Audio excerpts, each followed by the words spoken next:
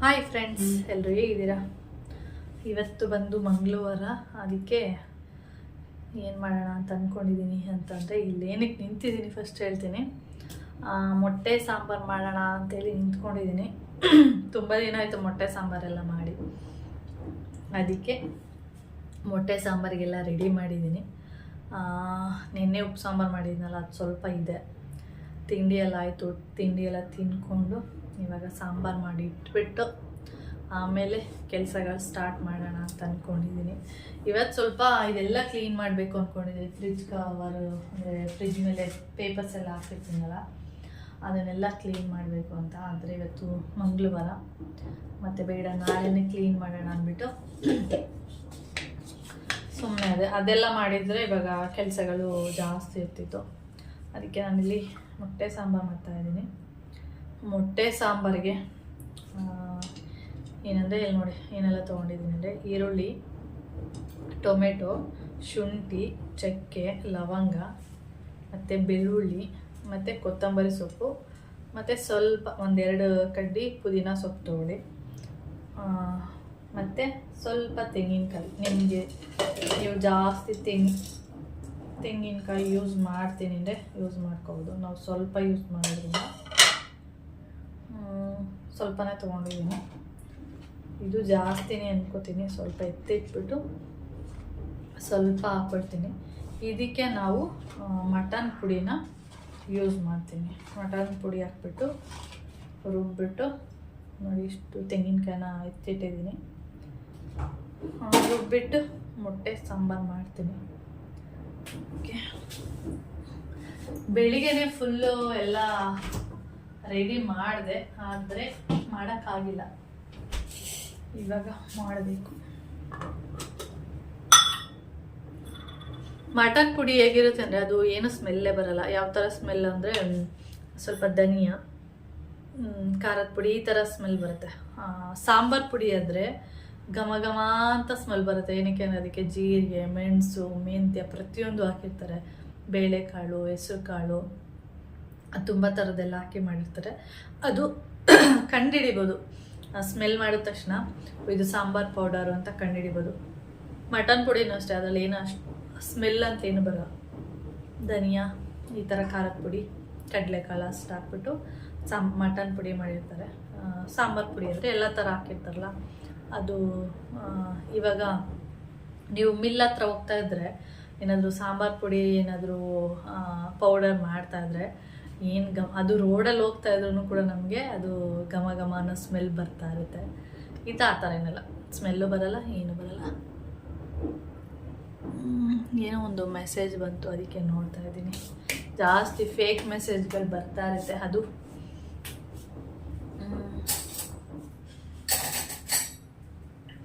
ಇತ್ತೀಚೆಗೆ ಜಾಸ್ತಿ ಸುಮ್ಮನೆ ಅದ್ರದ್ದು ಇದ್ರದ್ದು ಏನೇನೋ ಬರ್ತಾ ಇರುತ್ತೆ. ಮತ್ತು ಇದು ಬರುತ್ತೆ ನೋಡಿ, ಮನೆಗಳದ್ದು ವಿಲ್ಲಾ, ಸೈಟು, ಅದರದ್ದೆಲ್ಲ ಮೆಸೇಜ್ಗಳು ಬರ್ತಾ ಇರುತ್ತೆ. ನಮಗೆ ಮನೇನೂ ಬೇಡ, ಸೈಟು ಬೇಡ, ವಿಲ್ಲನೂ ಬೇಡ, ಏನೂ ಬೇಡ. ಸುಮ್ಮನೆ ನೋಡ್ತಾ ಇರ್ತೀನಿ ಅಷ್ಟೇ, ಎಷ್ಟು ಏನು ಹೀಗೆ. ಆಮೇಲೆ ಅಪಾರ್ಟ್ಮೆಂಟು 2 BHK ಎಷ್ಟು, 3 BHK ಎಷ್ಟು, ಆ ಥರ ಎಲ್ಲ ಬರ್ತಾ ಇರುತ್ತೆ. ತಗೊಳ್ಳೋರಾದರೆ ನೋಡಿಬಿಟ್ಟು ಪರ್ಚೇಸ್ ಮಾಡಬೇಕು ಅಂತ ಹೋಗ್ತಾರೆ. ನಮಗೆಲ್ಲ ಅವಶ್ಯಕತೆ ಇಲ್ಲ, ಅದಕ್ಕೆ ನಾವು ಅದನ್ನ ನೋಡೋಕ್ಕೆ ಹೋಗಲ್ಲ. ಅದ್ರ ಬಗ್ಗೆ ಇಂಟ್ರೆಸ್ಟು ಕೂಡ ಇಲ್ಲ. ಸುಮ್ಮನೆ ಬಂದಾಗ ಏನು ಮೆಸೇಜ್ ಅಂತ ನೋಡ್ತೀವಲ್ಲ, ಅವಾಗಷ್ಟೇ ಗೊತ್ತಾಗುತ್ತೆ ಅಷ್ಟೆ. ಇವತ್ತಂತೂ ವೆದರ್ ಹೇಗಿದೆ ಅಂದರೆ, ಸ್ವಲ್ಪನೂ ಕೂಡ ಬಿಸಿಲೇ ಇಲ್ಲ. ನಿನ್ನೆ ಅಲ್ಪ ಸ್ವಲ್ಪನಾದರೂ ಬಿಸಿಲಿತ್ತು. ಇವತ್ತು ಹೇಗಿದೆ ಅಂದರೆ ಬಿಸಿಲೇ ಇಲ್ಲ, ಮೋಡ. ಈ ಥರ ಮೋಡ ಇರಬೇಕಾದ್ರೆ ತಲೆ ಫುಲ್ಲು ನೋವು ಬರುತ್ತೆ ನನಗಂತೂ. ಈ ಥರದ್ದು ಇಷ್ಟನೇ ಆಗಲ್ಲ. ಸ್ವಲ್ಪ ಬಿಸಿಲಿರ್ಬೇಕು ಯಾವಾಗಲೂ, ಆ ಥರ ಇಷ್ಟಪಡ್ತೀನಿ. ಇವತ್ತು ಸುಮಾರು ದಿನದಿಂದ ಒಂಥರ ಕಾಲೆಲ್ಲ ಎಳ್ತ ಥರ ಸ್ಟಾರ್ಟ್ ಆಗಿದೆ. ಏಕೆಂದರೆ ವೆದರ್ ಈ ಥರ ಇರೋದ್ರಿಂದ ನನಗೆ ಈ ಥರ ವೆದರ್ ಇಷ್ಟ ಆಗಲ್ಲ. ಶೀತ ಥರ ಆಗುತ್ತೆ. ಮನೇಲಿ ಡೈಲಿ ಯೂಸ್ ಮಾಡೋ ಚಪ್ಪಲಿ ಏನು ಮಾಡಿದ್ದೀನಿ ಅಂದರೆ, ಹೊರಗಡೆ ಬಿಟ್ಬಿಟ್ಟಿದ್ದೀನಿ. ಅದು ಈ ಥರ ಅದು ಸ್ವಲ್ಪ ಕಾಲೆಲ್ಲ ಒಂದು ಏನಾಗುತ್ತೆ ಅಂದರೆ, ಸ್ವಲ್ಪ ಏನು ಹೇಳ್ತಾ ಥರ ಏನೋ ಒಂಥರ ಅನಿಸ್ತಾ ಇರುತ್ತೆ. ಆ ಟೈಮಲ್ಲಿ ನನಗೆ ಚಪ್ಪಲಿ ಎತ್ಕೊಳ್ಬೇಕು, ಹಾಕೋಬೇಕು ಅಂತ ಅಂದ್ಕೊಂಡಿರ್ತೀನಿ. ಮತ್ತೆ ಅದೇನೋ ಥರ ನೋವು ಆ ಥರ ಎಲ್ಲ ಏನಿಲ್ಲ ಅಂದಾಗ ಮತ್ತೆ ಮರ್ತೋಗಿರುತ್ತೆ. ಇವಾಗ ಅಂದ್ಕೊಂಡಿದ್ದೀನಿ ಹೊರಗಡೆ ಇದೆ, ಅದು ಇಲ್ಲಿದ್ದರೆ ಎತ್ಕೊಂಡು ಹಾಕೋಬಿಡ್ತಾ ಇದೆ. ಹೊರಗಡೆ ಇರೋದ್ರಿಂದ ಹೊರಗಡೆ ಹೋಗ್ತೀನಲ್ಲ ಕಸ ಗುಡ್ಸೋದಕ್ಕೆ, ಆ ಟೈಮಲ್ಲಿ ಎತ್ಕೊಳ್ಳೋಣ ಅಂತ ಅಂದ್ಕೊಂಡಿರ್ತೀನಿ. ಆ ಟೈಮಲ್ಲಿ ಅದು ನೆನಪೇ ಇರಲ್ಲ. ಆ ಥರ ಅಂದ್ಕೊಂಡು ಸುಮಾರು ಒಂದು ವಾರದಿಂದ ಊರಿಂದ ಬಂದಾಗಿಂದ ಈ ಥರನೇ ಅಂದ್ಕೊಂಡಿರೋದು. ಅಂದರೆ ತೊಗೊಳಕ್ಕೆ ಹೋಗಿಲ್ಲ, ಹಾಕೋದಕ್ಕೂ ಹೋಗ್ತಾರೆ. ಓಕೆ, ನಾನು ಇದನ್ನೆಲ್ಲ ರುಬ್ಕೊಳ್ತೀನಿ. ಸ್ವಲ್ಪ ನೀರು ಹಾಕೋತೀನಿ, ಏಕೆಂದರೆ ಟೊಮೆಟೊ ಹಾಕಿರ್ತೀನಲ್ಲ ಅದು ನೀರು ಬಿಡುತ್ತೆ, ಮತ್ತು ಈರುಳ್ಳಿ ಕೂಡ ನೀರು ಬಿಡುತ್ತೆ. ಅದೇ ಸಾಕು ನೀರು. ಜಾಸ್ತಿ ನೀರು ಹಾಕ್ಬಿಟ್ರೆ ಇದು ಇಲ್ಲೆಲ್ಲ ಮಿಕ್ಸಿ ಜಾರಿಂದ ಹೊರಗಡೆ ಬರೋದಕ್ಕೆ ಸ್ಟಾರ್ಟ್ ಆಗಿಬಿಡುತ್ತೆ. ಆದರೆ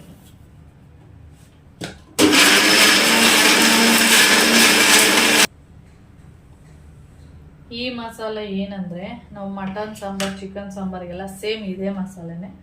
ಇವಾಗ ಅಂದರೆ ಕ್ಯಾಪ್ ಓಪನ್ ಆದ ತಕ್ಷಣ ಅದು ಇದು ಬಂತಲ್ಲ, ಅದಕ್ಕೆ ಘಾಟ್ ಥರ ಹೊಡಿತಾ ಇದೆ. ಇದಕ್ಕೆ ಬೇಕಾದರೆ 1/2 kg ಮಟನ್ ಅಥವಾ 1/2 kg ಚಿಕನ್ ಹಾಕಿ ಸಾಂಬಾರು ಮಾಡ್ಬೋದು. ಸೇಮ್ ಮಟನ್ ಮಸಾಲೆಗೆ ನಾವೇನು ಹಾಕ್ತೀವಿ ಅದನ್ನೇ ಇಲ್ಲೂ ಕೂಡ, ಅಂದರೆ ಮೊಟ್ಟೆ ಸಾಂಬಾರಿಗೂ ಕೂಡ ಅದನ್ನು ಹಾಕ್ತೀವಿ. ಇದು ಮಸಾಲೆ ರುಬ್ಬಿದ ಮೇಲೆ ಘಮ ಘಮ ಅಂತ ಸ್ಮೆಲ್ ಬರುತ್ತೆ. ಯಾಕೆ ಅಂದರೆ ಚಕ್ಕೆ, ಲವಂಗ, ಶುಂಠಿ, ಬೆಳ್ಳುಳ್ಳಿ ಎಲ್ಲ ಹಾಕಿರ್ತೀವಲ್ಲ, ಅದಕ್ಕೆ ರುಬ್ಬಿದ ಮೇಲೆ ಘಮ ಘಮ ಅನ್ನತ್ತೆ. ಅದು ರುಬ್ಬಕ್ಕಿಂತ ಮೊದಲೇ ಘಮ ಘಮ ಅನ್ನತ್ತೆ, ಇದು ರುಬ್ಬಿದ ಮೇಲೆ ಘಮ ಘಮ ಅನ್ನತ್ತೆ ಪುಡಿ. ಇದು ಮಸಾಲೆ ಎಲ್ಲ ಹಾಕಿರ್ತೀವಲ್ಲ, ಅದರಲ್ಲೂ ಚಕ್ಕೆ, ಲವಂಗ, ಬೆಳ್ಳುಳ್ಳಿ ಈ ಥರದೆಲ್ಲ ಜಾಸ್ತಿ ವಾಸನೆ ಬರುತ್ತೆ. ಅಂದರೆ ಕೆಟ್ಟು ವಾಸನೆ ಅಲ್ಲ, ಒಳ್ಳೆ ವಾಸನೆ. ಇವಾಗ ಇದಕ್ಕೆ ನಾನು ಒಂದು ಈರುಳ್ಳಿನ ಕಟ್ ಮಾಡಿ ಇಟ್ಕೊಂಡಿದ್ದೀನಿ. ಒಗ್ಗರಣೆ ಹಾಕಬೇಕು. ಒಗ್ಗರಣೆ ಹಾಕ್ಬಿಟ್ಟು ಇದು ಮಸಾಲೆ 1-2 ನಿಮಿಷ ಕುದಿಬೇಕು. ನಾನು ಇದರಲ್ಲೇ ಮಾಡೋದು, ಇದ್ರಲ್ಲಿ ಮಾಡಿದರೆ ಕರೆಕ್ಟ್ ಆಗುತ್ತೆ. ಇವಾಗ ಎಷ್ಟು ಮೊಟ್ಟೆ ಇದೆ ಅಂದರೆ ತೋರಿಸ್ತೀನಿ. ಮೊಟ್ಟೆ ಬಂದು 10 ಮೊಟ್ಟೆ ಇದೆ.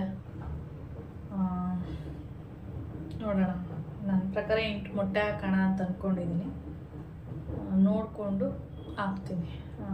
10 ಹಾಕ್ಲಾ? 10 ಬೇಡ, 8 ಹಾಕಿದರೆ ಸಾಕು.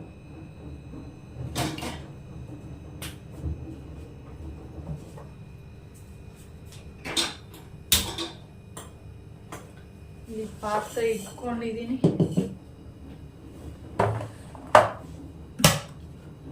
ಫಸ್ಟೇ ಇದನ್ನೆಲ್ಲ ಎತ್ತಿಟ್ಬಿಡ್ತೀನಿ, ಇಲ್ಲ ಅಂದರೆ ನನಗೆ ಸ್ಪೇಸ್ ಉಳಿಯೋದಿಲ್ಲ.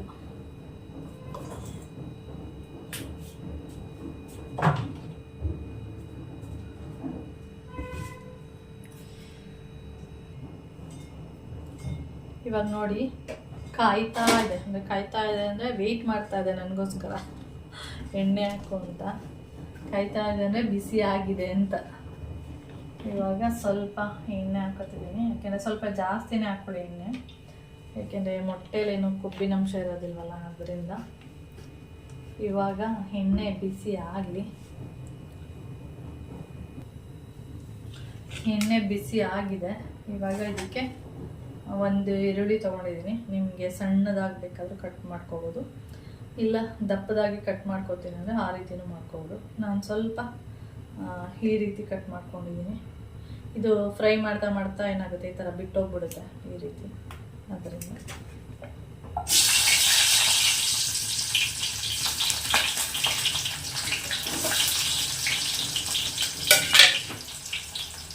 ಆಮೇಲೆ ಮೊಟ್ಟೆ ಸಾಂಬಾರೆಲ್ಲ ಮಾಡಬೇಕಾದ್ರೆ ಈ ಥರದ್ದು ಏನು ಹೇಳ್ತಾರೆ, ಈ ಥರದ್ದು ಬರುತ್ತೆ. ಇದು ಬಂದು ಬಜ್ಜಿ ಬೋಂಡ ತೆಗೆಯುವಂಥದ್ದು. ಈ ಥರ ಟೈಪ್ ಇರುವಂಥದ್ದನ್ನ ತಗೊಳ್ಳಿ. ಏಕೆಂದರೆ ಸೌಟೆಲ್ಲ ಹಾಕಿದರೆ ಮೊಟ್ಟೆ ಎಲ್ಲ ಒಂಥರ ಮಿಕ್ಸ್ ಆದಂಗೆ ಆಗ್ಬಿಡುತ್ತೆ. ಅದರಿಂದ ಈ ರೀತಿ ತೊಗೊಂಡ್ರೆ ಮೊಟ್ಟೆ ಈ ರೀತಿಯಾಗಿ ನೀಟಾಗಿ ಹಿಂಗೆ ಎತ್ಕೋಬೋದು. ಅದರಿಂದ ಈರುಳ್ಳಿ ಫ್ರೈ ಆಗಲಿ, ಸ್ವಲ್ಪ ಬ್ರೌನ್ ಕಲರ್ ಬರಲಿ ಅಷ್ಟೇ, ತುಂಬ ಫ್ರೈ ಆಗೋದೇನಿಲ್ಲ. ನೋಡಿ ನಾನು ತೋರ್ಸಿದ್ನಲ್ಲ ಎಲ್ಲ ಬಿಡಿ ಬಿಡಿ ಆಗೋಯ್ತು ಇವಾಗ.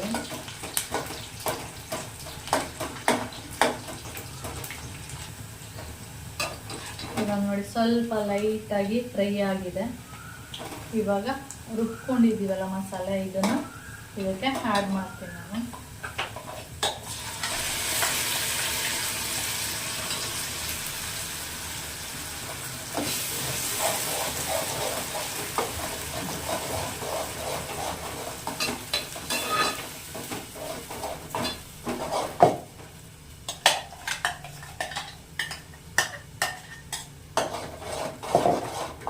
ಇವಾಗ ಮಿಕ್ಸಿ ಜಾರ್ ಏನಿದೆ ಅದನ್ನು ನೀಟಾಗಿ ತೊಳೆದ್ಬಿಟ್ಟು ಹಾಕ್ಕೊಳ್ತೀನಿ.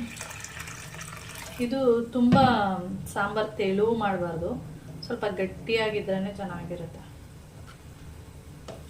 ಅಂದರೆ ಮೊಟ್ಟೆ ಎಲ್ಲ ಹಾಕಿದ್ಮೇಲೆ ಅದು ಒಂಥರ ಯಾವ ಥರ ಆಗುತ್ತೆ ಅಂದರೆ ಮೊಸರು ಒಡೆದೋದಾಗ ಯಾವ ರೀತಿ ಇರುತ್ತೆ ಆ ಥರ ಆಗಿಬಿಡುತ್ತೆ. ಅದರಿಂದ ಸ್ವಲ್ಪ ಗಟ್ಟಿನೇ ಇರಲಿ ಅಂತ ಹೇಳ್ತಾ ಇರೋದು.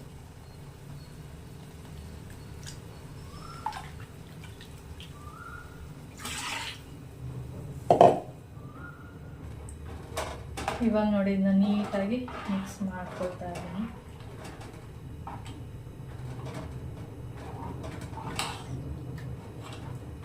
ತುಂಬ ತೆಳುನೂ ಇಲ್ಲ, ತುಂಬ ಗಟ್ಟಿನೂ ಇಲ್ಲ, ಆ ಥರ ಇದೆ.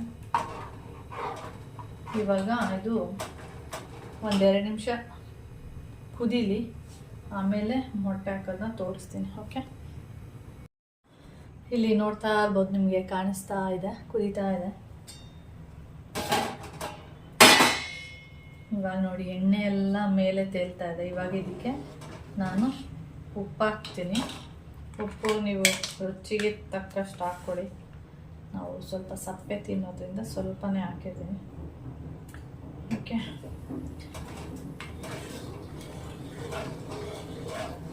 ಇವಾಗ ಇದಕ್ಕೆ ನಾನು ಮೊಟ್ಟೆನ ಬಿಡ್ತೀನಿ.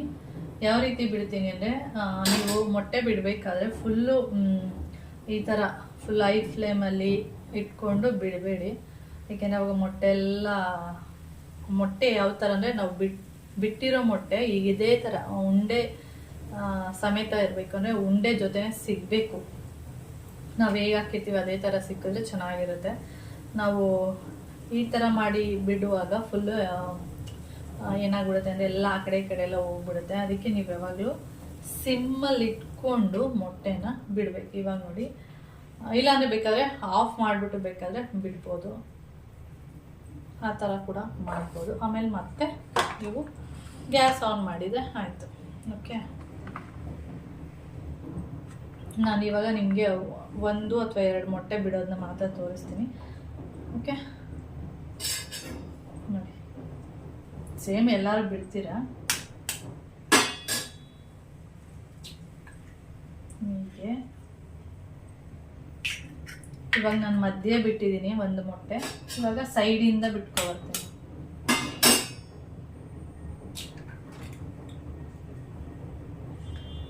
ಇದೇ ರೀತಿ ಎಲ್ಲ ಮೊಟ್ಟೆನೂ ಕೂಡ ಬಿಡ್ತೀನಿ, ಆಮೇಲೆ ತೋರಿಸ್ತೀನಿ. ಓಕೆ, ಇವಾಗ ನಾನು ಇಲ್ಲಿ 8 ಮೊಟ್ಟೆನ ಬಿಟ್ಟಿದ್ದೀನಿ. ಇನ್ನು ಉಳಿದಿರುವಂಥದ್ದು 10 ಮೊಟ್ಟೆಯಲ್ಲಿ 2 ಮೊಟ್ಟೆ ಉಳಿದಿದೆ, ಸಾಕು 8 ಮೊಟ್ಟೆ. ಇವಾಗ ಇದನ್ನು ನಾವು ಸಿಮ್ಮಲ್ಲೇ ಇಟ್ಟು ಬೇಯಿಸ್ಬೇಕು. ಒಂದು 5ರಿಂದ 6-7 ನಿಮಿಷ ಇದೇ ರೀತಿ ಬೇಯಿಸೋದು.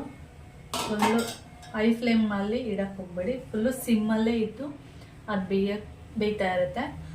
ಮತ್ತು ಇನ್ನೊಂದೇನೆಂದರೆ 5 ನಿಮಿಷ ತನಕನೂ ಕೂಡ ಸೌಟ್ ಇರ್ಬೋದು, ಈ ಥರದ್ದು ಏನು ಕೂಡ ಹಿಂಗೆ ಬೆಂದಿದೆಯಾ, ನಾವು ತರಕಾರಿ ಎಲ್ಲ ನೋಡ್ತಾ ಇರ್ತೀವಲ್ಲ, ಬೆಂದಿದೆಯಾ ಅಂತೇಳಿ ಆ ಥರ ಇದನ್ನು ಮಾಡೋಕ್ಕೆ ಹೋಗ್ಬಿಡಿ. ಒಂದು 5 ನಿಮಿಷ ಇಲ್ಲಾಂದರೆ 7 ನಿಮಿಷ, ಇನ್ನೊಂದು 2 ನಿಮಿಷ ಎಕ್ಸ್ಟ್ರಾ ಬಿಡಿ.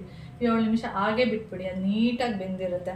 ಇವಾಗ ನಾವು ಬೆಂದಿದೆ ಅಂತ ಹಿಂಗೆ ನೋಡೋಕೆ ಹೋದಾಗ ಏನಾಗುತ್ತೆ, ಓಪನ್ ಆಗಿಬಿಡುತ್ತೆ. ಅದರಿಂದ 7 ನಿಮಿಷ ಬೇಯಕ್ಕೆ ಬಿಟ್ಬಿಡೋಣ. ಅಷ್ಟೊತ್ತಿಗೆ ನಾನು ಇದೆಲ್ಲ ಎತ್ತಿ ಬಿಸಾಕ್ತೀನಿ, ಮೊಟ್ಟೆದೆಲ್ಲ ಇದೆಯಲ್ಲ ಇದನ್ನೆಲ್ಲ. ಓಕೆ, ಇವಾಗ ನೋಡಿ ಚೆನ್ನಾಗಿ ಕುದ್ದಿದೆ, ಅಂದರೆ ಚೆನ್ನಾಗಿ ಕುದೀತಾ ಇದೆ. ಇವಾಗ ಸಾಂಬಾರು ಆಗಿರುತ್ತೆ. 5 ನಿಮಿಷ ಆಯಿತು. ನಾನು ಅವಾಗಿಂದ ಅದನ್ನು ಮುಟ್ಟಕ್ಕೆ ಹೋಗಿಲ್ಲ. ಇವಾಗ ತೋರಿಸ್ತೀನಿ. ಸಿಮ್ಮಲ್ಲೇ ಇದೆ ನೋಡಿ. ಸೌಟ್ ಆದರೆ ನಾನು ಫಸ್ಟ್ ಹೇಳಿದೆ, ಸೌಟ್ ಆದರೆ ಅಷ್ಟು ನೀಟಾಗಲ್ಲ. ಇದರಲ್ಲಿ ನೋಡಿ ಸ್ವಲ್ಪ ತಳ ಹಿಡಿದಿರುತ್ತೆ, ನಿಧಾನಕ್ಕೆ ಹೀಗೆ ಮಾಡಿ.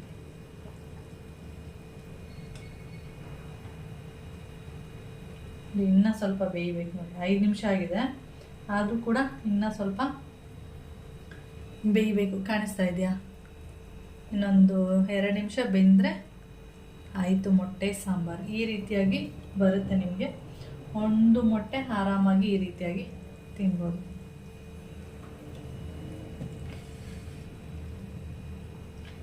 ಇವಾಗ ಎಲ್ಲ ಮೊಟ್ಟೆಗಳು, ಇದು ಚಿಕ್ಕ ಪಾತ್ರೆ ಆಗಿರೋದ್ರಿಂದ ಎಲ್ಲ ಹೇಗೆ ಅಂದರೆ ಜಾಯಿಂಟ್ ಆಗಿಬಿಟ್ಟಿರುತ್ತೆ ನೋಡಿ.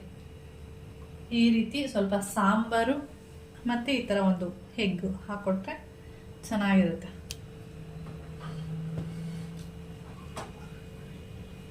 ಮೊಟ್ಟೆ ಸಾಂಬಾರ್ ರೆಡಿ.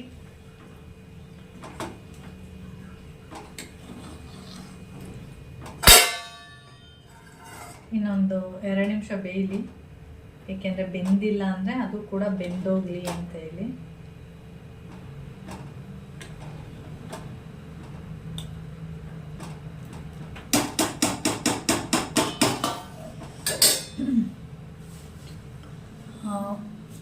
ಸಾಂಬಾರು ಆಗೋದ್ರೊಳಗಡೆ ನಾನು ಇಡೀ ಮನೆ ಅಲ್ಲ, ಕಿಚನ್ ಎಲ್ಲ ಕ್ಲೀನ್ ಮಾಡಿಕೊಂಡೆ. ಆ ಕಡೆ ಒಗ್ಗರಣೆ ಹಾಕ್ತಾ ನಿಮ್ಮ ಜೊತೆ ಮಾತಾಡ್ತಾ ನೋಡಿ ಎಷ್ಟು ಕೆಲಸ ಮಾಡಿ ಮೊಟ್ಟೆ ಸಾಂಬಾರು ಕೂಡ ಮಾಡಿಬಿಟ್ಟೆ.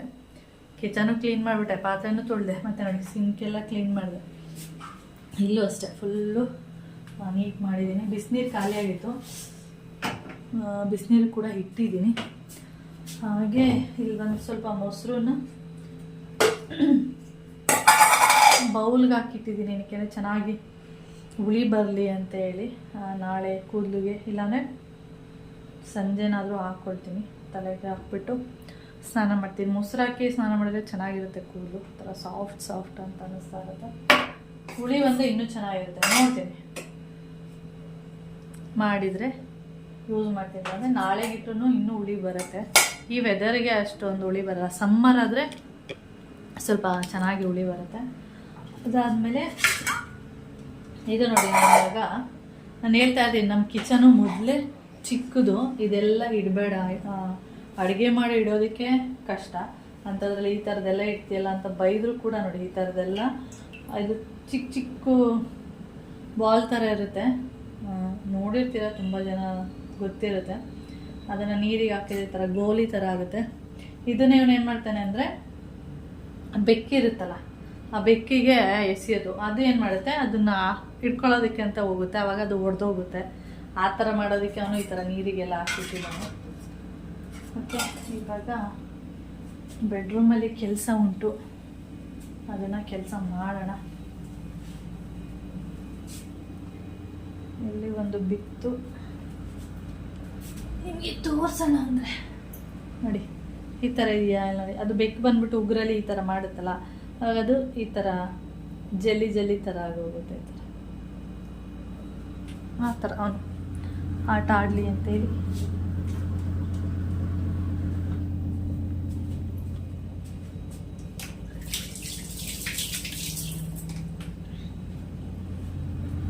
ಆಫ್ ಮಾಡ್ಬಿಡ್ತೀನಿ. ಬಿಸಿ ಇದೆಯಲ್ಲ, ಚೆನ್ನಾಗಿ ಕುದ್ದಿದೆಯಲ್ಲ ಚೆನ್ನಾಗಿ, ಅದರಿಂದ ಏನಾಗುತ್ತೆ ಇವಾಗ ಚೆನ್ನಾಗಿ ಬೆಂದೋಗುತ್ತೆ. ಇಲ್ಲಿಂದ ಗಾಳಿ ಬೆಡ್ರೂಮ್ದು ಕ್ಲೋಸ್ ಮಾಡಿದ್ದೀನಿ. ಗಾಳಿ ಎಷ್ಟು ಬರುತ್ತೆ ಅಂದರೆ ತುಂಬ ಜೋರು ಗಾಳಿ ಬರುತ್ತೆ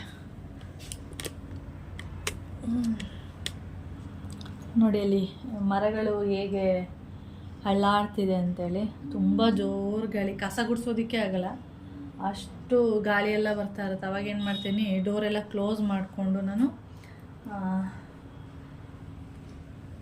ಡೋರ್ನ ಕ್ಲೋಸ್ ಮಾಡಿ ಕಸ ಎಲ್ಲ ಗುಡಿಸ್ತೀನಿ.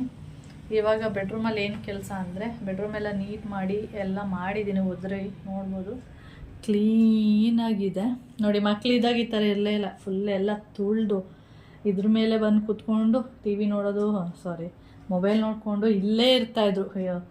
24 ಗಂಟೆ ಅಲ್ಲ, 12 ಗಂಟೆ, ಒಂದು 12 ಅವರ್ ಇಲ್ಲೇ ಕೂರ್ತಾಯಿದ್ರು, ಈಚೆಗೆ ಬರ್ತಾ ಇರಲಿಲ್ಲ. ರಾತ್ರಿ ಅಷ್ಟೇ ಅವರು ಮಲಗೋಕ್ಕೆ ಅಂತ ಹಾಲಲ್ಲಿ ಹೋಗಿ ಮಲಗ್ತಾಯಿದ್ದು. ಎಷ್ಟೇ ಕ್ಲೀನ್ ಮಾಡಿದ್ರು ಅನ್ನೋದು ಒಂಥರ ಚೆನ್ನಾಗಿ ಕಾಣಿಸ್ತಾ ಇರಲಿಲ್ಲ. ಅವ್ರು ಹೋದ್ಮೇಲೆ ಎಲ್ಲ ಕ್ಲೀನ್ ಮಾಡಿದ್ದೀನಿ. ಇವಾಗ ಪಿಲ್ಲೋ ಕವರು ಆ ಥರದ್ದು ತೋರಿಸ್ತೀನಿ ನಾನು.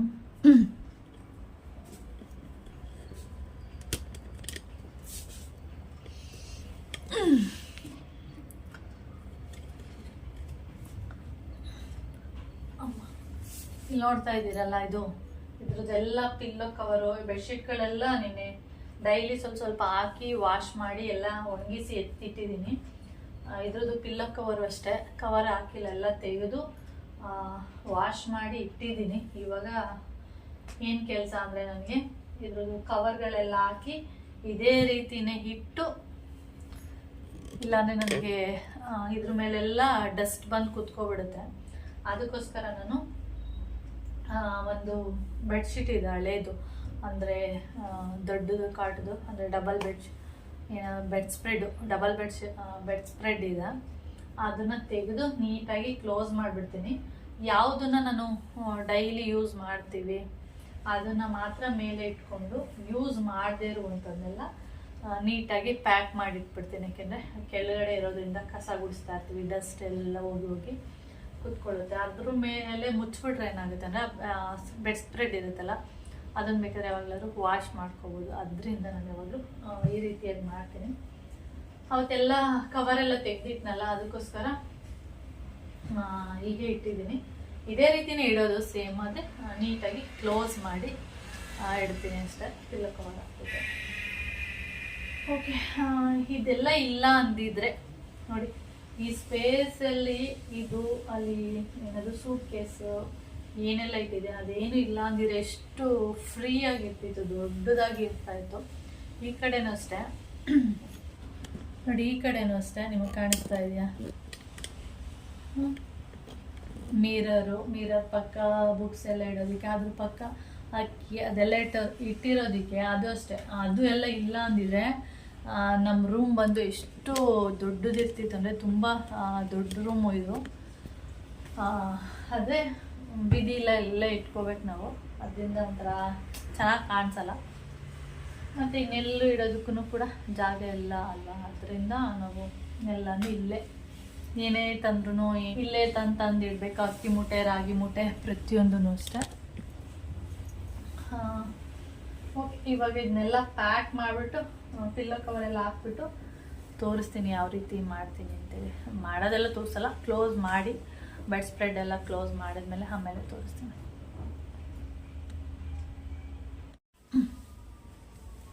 ಇವಾಗೆಲ್ಲ ಆಯಿತು, ಪಿಲ್ಲೋ ಕವರೆಲ್ಲ ಹಾಕಿ ನೋಡಿ ಈ ರೀತಿಯಾಗಿ ಕ್ಲೋಸ್ ಮಾಡಿ ಇಟ್ಟಿರ್ತೀನಿ. ನಿಮಗೆ ಕಾಣಿಸ್ತಾ ಇರೋದು, ಕಾಣಿಸ್ತಿದ್ಯಾ? ಇಲ್ಲಿ ನೋಡಿ ಈ ರೀತಿಯಾಗಿ ಕ್ಲೋಸ್ ಆಗಿದೆ. ಇವಾಗ ಇದನ್ನು ಅಲ್ಲಿ ಗ್ಯಾಪ್ ಇದೆಯಲ್ಲ ಅಲ್ಲಿಗೆ ತಳ್ಳಿಬಿಟ್ಟು, ಅಲ್ಲೂ ಒಂದಷ್ಟಿದೆ ನೋಡಿ, ಕಾಟ್ ಹತ್ರ ಒಂದಷ್ಟಿದೆ.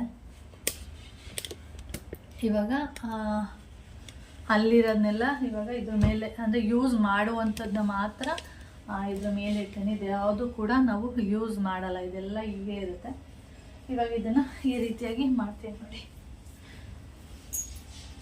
ಈ ಥರ ಏನಕ್ಕೆ ಹಾಕಿದ್ದೀನಿ ಅಂದರೆ ಡಸ್ಟ್ ಎಲ್ಲ ಬೀಳಬಾರ್ದು ಅಂತೇಳಿ.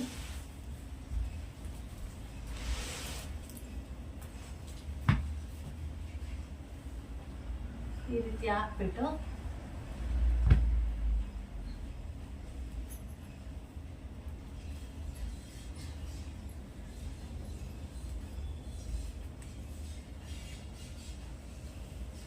ಇದೆಲ್ಲ ಏನಿದೆ, ಇದು ಯಾರಾದರೂ ಬಂದರೆ ಎಮರ್ಜೆನ್ಸಿಗೆ ಅಂತೇಳಿ ಹೀಗೆ ಇಟ್ಕೊಂಡಿರ್ತೀವಿ. ಇದೊಂದು ಬೆಡ್ಶೀಟ್ ಮತ್ತು ಇದೊಂದು ಬೆಡ್ಶೀಟ್ ನೋಡಿ. ಇವಾಗ ಎಲ್ಲ ಆಯಿತು, ಎಲ್ಲ ಕ್ಲೀನ್ ಮಾಡಿ ಎಲ್ಲ ಎತ್ತಿಟ್ಟಿದ್ದೀನಿ ನೋಡಿ. ಇಷ್ಟು ಈ ಥರ ಇದೆ. ಇವಾಗ ಕೆಳಗಡೆ ಇರೋದೆಲ್ಲ ಇದೆಲ್ಲ ಏನಂದರೆ ಯೂಸ್ ಮಾಡದೇ ಇರುವಂಥ ಪಿಲ್ಲೋ ಮತ್ತು ಬೆಡ್ಶೀಟ್ಗಳು ಇದಿಷ್ಟು. ಇದು ಅಷ್ಟೇ ಯೂಸ್ ಮಾಡಲ್ಲ, ಯಾರಾದರೂ ಬಂದರೆ ಮಾತ್ರ ಇದೆರಡು ಇರಲಿ ಅಂತೇಳಿ ಹೊರಗಡೆ ಇಟ್ಟಿದ್ದೀನಿ. ಮತ್ತು ಐರನ್ ಎಲ್ಲ ಮಾಡಬೇಕು ಅಂದರೆ ಈ ಥರದ್ದು ಬೆಡ್ಶೀಟ್ ಹಾಕೋತಾರೆ ಕಾಟನ್ದು. ಅದಕ್ಕೆ ಇದೊಂದು ಮೇಲೆ ಇಟ್ಟಿದ್ದೀನಿ, ಇದೊಂದು ಇಲ್ಲಿ ಎಕ್ಸ್ಟ್ರಾ ಅಂದ್ಬಿಟ್ಟು ಇದೊಂದು ಮೇಲೆ ಇಟ್ಟಿದ್ದೀನಿ.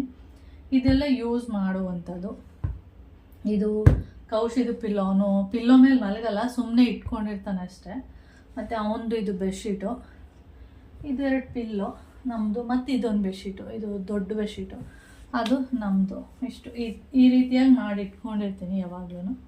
ಆವಾಗ ನಮಗೆ ಇಷ್ಟು ಸ್ಪೇಸ್ ಉಳಿದಿರುತ್ತೆ ಓಡಾಡೋದಕ್ಕೆ. ಆದರೂ ಇದನ್ನು ಫುಲ್ಲು ಮಂಚದ ಪಟ್ಟಿ ಏನು ಬರುತ್ತೆ ಆ ಪಟ್ಟಿ ತನಕ ಫುಲ್ಲು ತಳ್ಳಿರೋದು, ಆದರೆ ಉಳಿದಿರೋದು ಒಂದು 2 ಅಡಿ ಇರ್ಬೋದು, 2 ಅಡಿ ಅಷ್ಟು ಜಾಗ ಉಳಿದಿರುತ್ತೆ. ಅದರಲ್ಲಿ ನಾವು ಓಡಾಡೋದಕ್ಕೆ ಅಂತೇಳಿ ಇಟ್ಕೊಂಡಿದ್ದೀವಿ. ಇವಾಗ ಇದು ಕ್ಲಿಯರ್ ಆಯಿತು. ಓಕೆ, ಇನ್ನು ವಾಷಿಂಗ್ ಮಿಷಿನಲ್ಲೂ ಬಟ್ಟೆ ಎಲ್ಲ ಎತ್ಕೊಬರ್ಬೇಕೀಗ. ಆಯಿತು, ಅದು ಫುಲ್ಲು ಒಗ್ದೆಲ್ಲ ಆಗಿದೆ. ಇವಾಗ ಎತ್ಕೊಂಡು ಹೋಗಿ ಮೇಲೆ ಒಣಗಾಕಬೇಕು. ಒಣಗಾಕ್ಬಿಟ್ಟು ಆಮೇಲೆ ಮತ್ತೆ ಕೆಲಸ ಸ್ಟಾರ್ಟ್ ಮಾಡಬೇಕು. ಅಂದರೆ ಕಸ ಗುಡಿಸೋದು, ಒರೆಸೋದು ಅದನ್ನು ಮಾಡ್ತೀನಿ. ಆಮೇಲೆ ವೀಡಿಯೋನ ಕಂಟಿನ್ಯೂ ಮಾಡ್ತೀನಿ. ಓಕೆ